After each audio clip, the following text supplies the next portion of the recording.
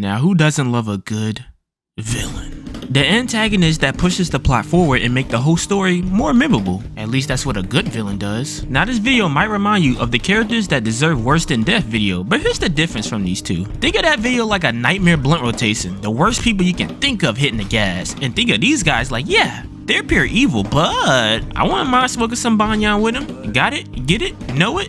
Good. By the way, how y'all like this new USB?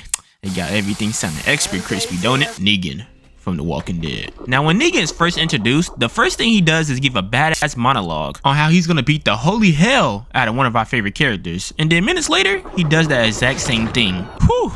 Talk about a debut. Not only did he pop Glenn and Abraham shit like a watermelon, he also did it with a smile on his face and completely bitched Rick. Look, he got snot coming out his nose and shit. That's the same man who did this, by the way, and was looking like a straight animal when he first got to Alexandria. Now he up there talking about, we will listen to you. We will obey you.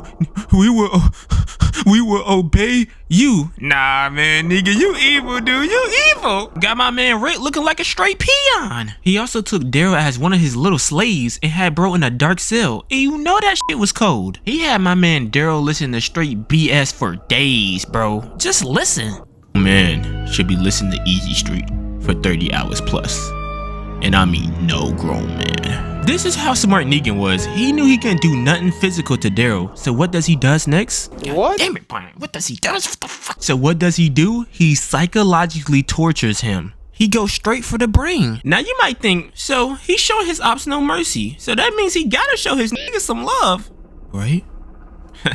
Hell nah. In the sanctuary, which is ironic cause that place ain't no damn sanctuary, he's basically fucking everybody's wife.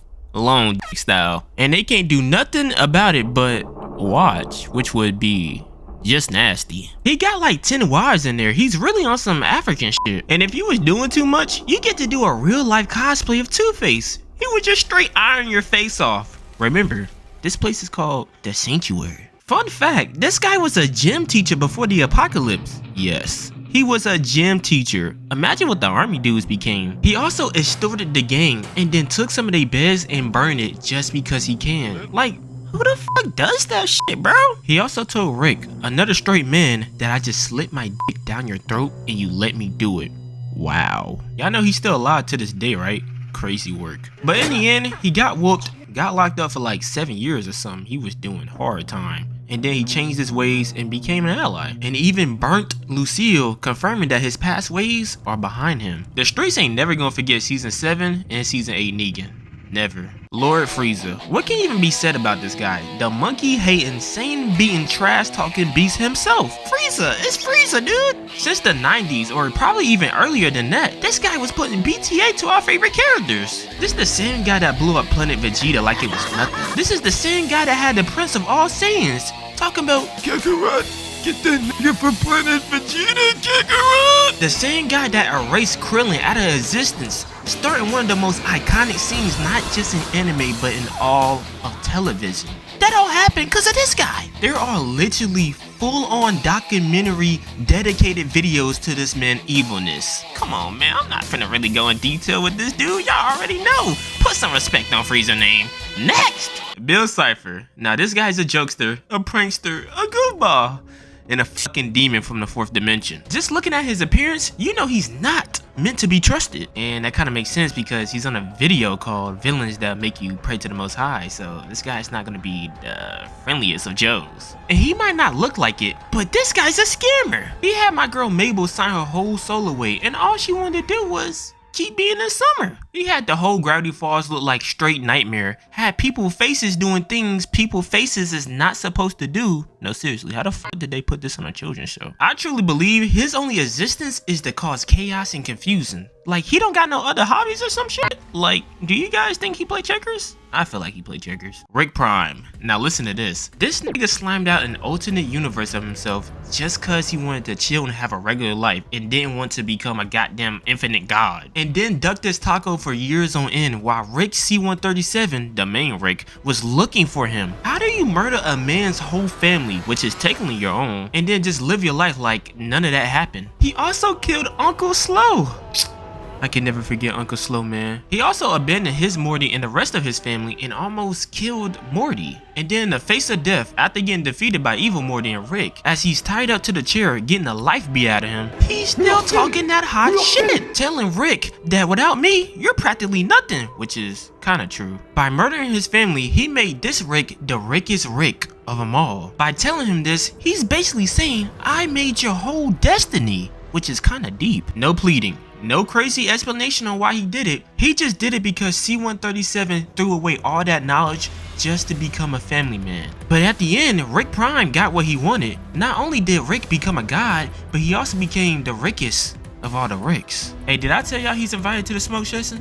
Nah, I lie, he can't hit my blunt. Raul Menendez. If you want to talk about a goddamn villain, look at this man right here, the most demonic figure to come from Call of Duty. Also, this guy is too. Let me just list some atrocities he has done. First, depending on how you do this mission, he accidentally make you kill Mason, and then slaughters my nigga Hudson, and then completely decapitates Woods, and gave my dude Dave— what? Who the fuck is Dave? David, a mental scar that will never heal, and caused World War III to America. He's literally a terrorist. I don't even know if I can say that on YouTube.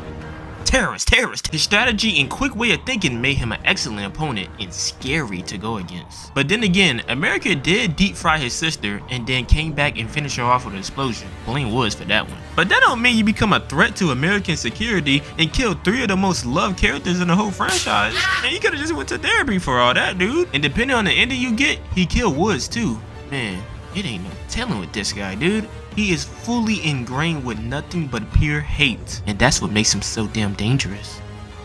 I need to be a narrator, man. What's going on? The big 3 in horror movies. Now, these guys are the mainstream of horror movies. I'm talking about you can ask your oldest relative in the family tree to ask who these niggas are, and they gon' know. And it's Michael Myers, Freddy Krueger, and Jason Voorhees. These guys are the definition of fuck around, and you definitely gonna find out. For decades, these guys put fear into generations, getting constantly remakes and rebuffs and reboots, getting different every time. Whether it was Freddy chasing you in your dreams, you unfortunately making eye contact with Michael, or hearing that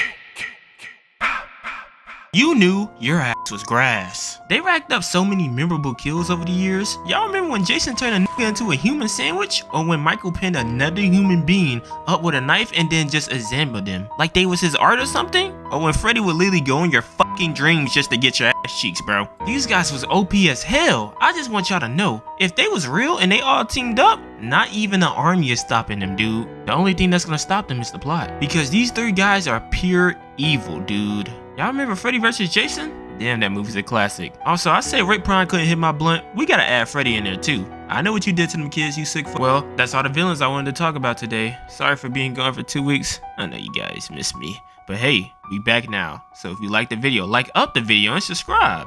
If you new and yeah.